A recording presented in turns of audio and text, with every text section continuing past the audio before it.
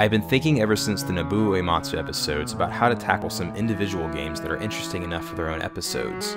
I've done a few already, but the one that keeps sticking out in my mind is Final Fantasy VI.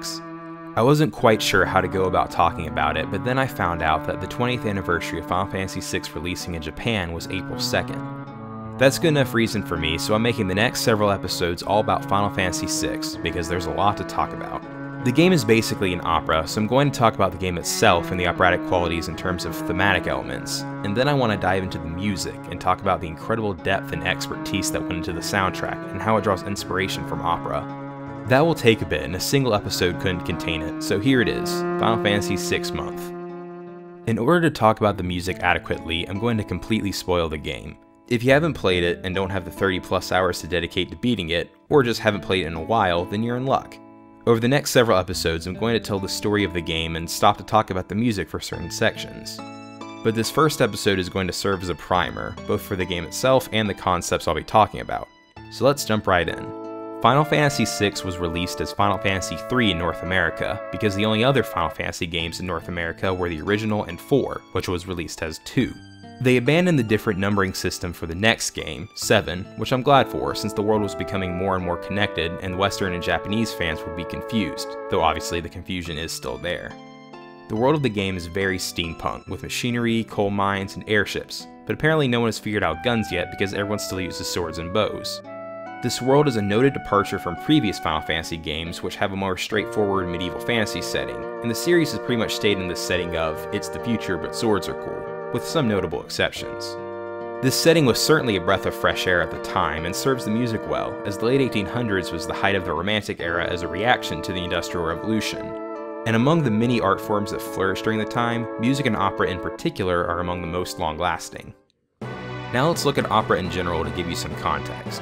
Opera is, at its most simple, a dramatic work that combines text, known as the libretto, and musical score. It's a play with music and singing.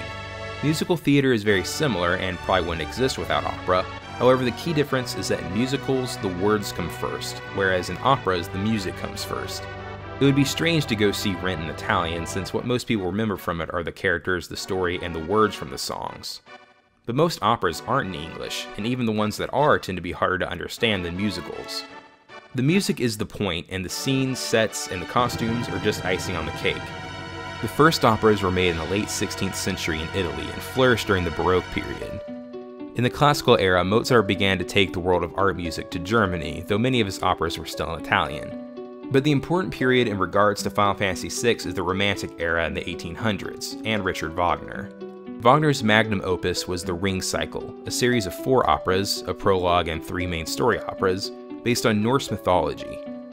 Unlike many musical pieces I mentioned on the show, I don't blame you if you don't immediately listen to the 15 hours of German opera, as it isn't exactly easy listening. I'll mention the main story parallels with Final Fantasy VI as they come up during the synopsis, but the important thing now is that this opera changed opera and music in many ways. The most profound of these is through leitmotif. Leitmotif is a recurring musical passage that represents a subject of some kind, whether it's a character, an action, an emotion, or a concept. This was incredibly important in the creation of film scores, and the most famous user of leitmotif is probably John Williams. All of the movies he's scored have themes that play when certain events happen or characters appear, but unlike many of Wagner's leitmotif, they're very simple melodies, so they get stuck in your head.